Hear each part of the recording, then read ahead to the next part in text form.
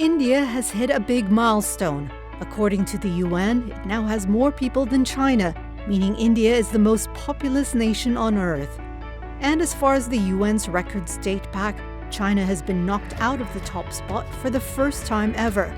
It's a historic shift for the two Asian nations. How did this happen? When the People's Republic of China was established in 1949, it had a population of about 550 million people. Back then, India had about 360 million.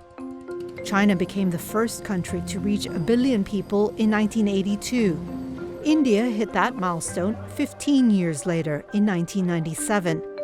But as China reined in its population growth by implementing a one-child policy that lasted 36 years, India's population continued its explosive growth. In 2019, a UN report said the elephant could overtake the dragon by around 2027. It happened, but 4 years earlier, in 2023. Now, both China and India each boast a population that's approximately 1.4 billion strong. No other country even comes close.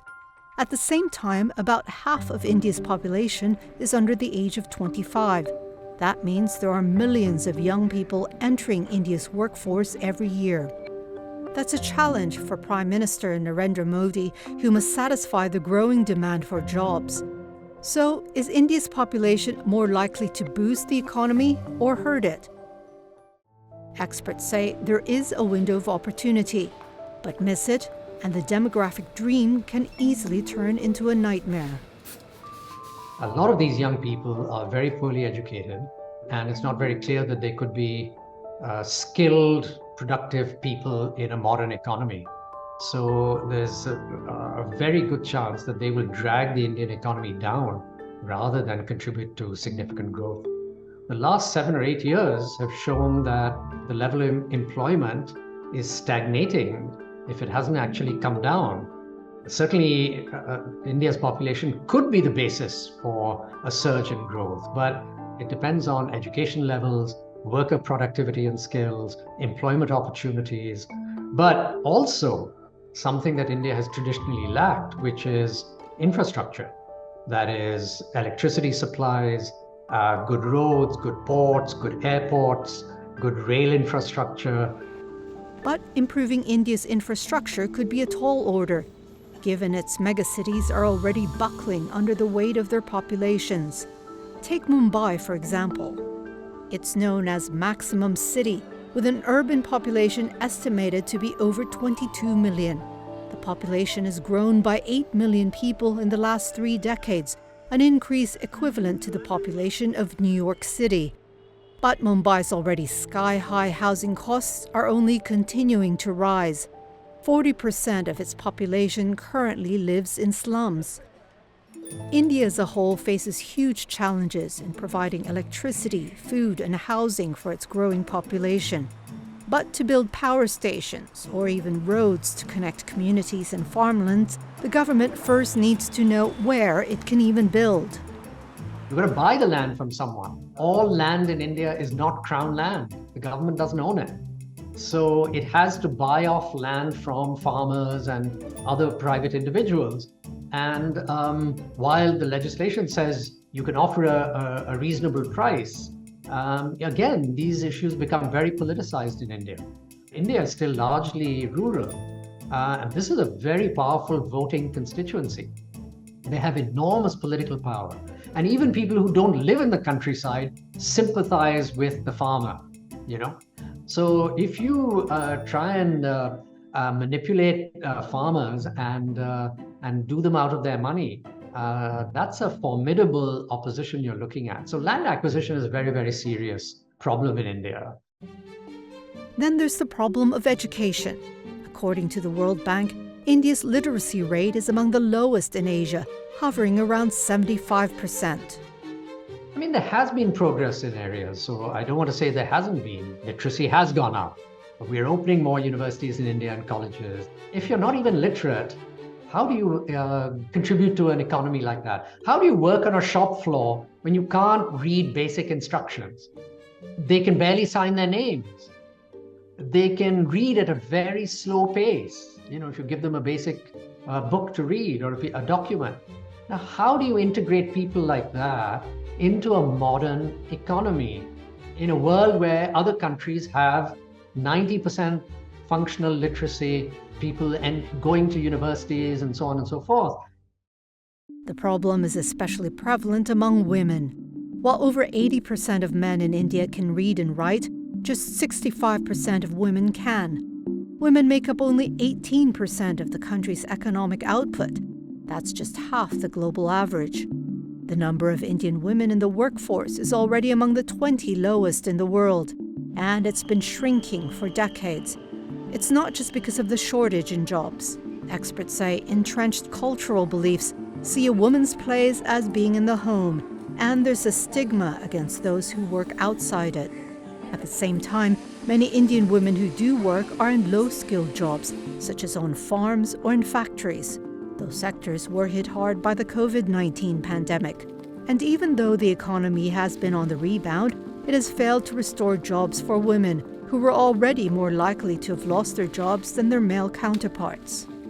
It will convert caregiving into paid. We need to convert that because the burden of caregiving on women is number one contributor to women not being able to join the workforce participation, even where there are opportunities, or coming out of the workforce, whether it's for children or aged parents or husband, partner.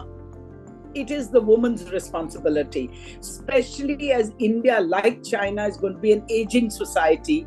We haven't reached where China is, but we will reach there in about 30 years. So we have to plan for that. And with families becoming nuclear families, there is greater need for us as a society to invest in the care economy, not only for the sake of the women, but also for the sake of the aged. The Center for Monitoring the Indian Economy found that only about 10% of working-age Indian women in 2022 were either employed or looking for jobs. In other words, in a workforce of 361 million men, only 39 million women are employed. Yet a 2018 McKinsey report estimated that if India raised the number of working women by just 10%, the country could add more than $500 billion to its GDP. If women have equal opportunities or more opportunities, India's concern about the low GDP will also be taken care of, because no country in the world has progressed without the other 50%, which is women participating meaningfully, economically in labor force participation. And China is a very good example, of that. So how does all this affect the global economy? Overseas investors have long relied on China's cheap but vast labor resource to manufacture goods. By the start of the 21st century, low-priced made-in-China products reached every corner of the world. That also helped turn China from a poor agricultural nation into a rapidly industrializing economy and the world's largest exporter. At the same time, the average Chinese worker's monthly pay rose to about $1,200 in 2021, according to the International Labour Organization. In the same year, the average worker in India only made a little over $200 a month. Experts say there's more at play than just the relative cost of labor. Well, I think it's quite clear that, the West and the developed countries, EU and the US, and thought that China would joining the WTO would make it more like a liberal society. And for some reason, security issues have come up, and there is a perception that they should not put all their eggs in the manufacturing in the China basket. So therefore, India has appeared as an alternative. I mean, there are other claimants for that space, Vietnam For mass production, yes, but India has a lot of scientific trained manpower. So there is a shift away from China to India in sort of manufacturing activities, which also coincides with security issues. So, both are happening at the same time. Still, experts are cautious to call India the next China when it comes to being an export nation. India runs a trade deficit, which means it imports more than it exports.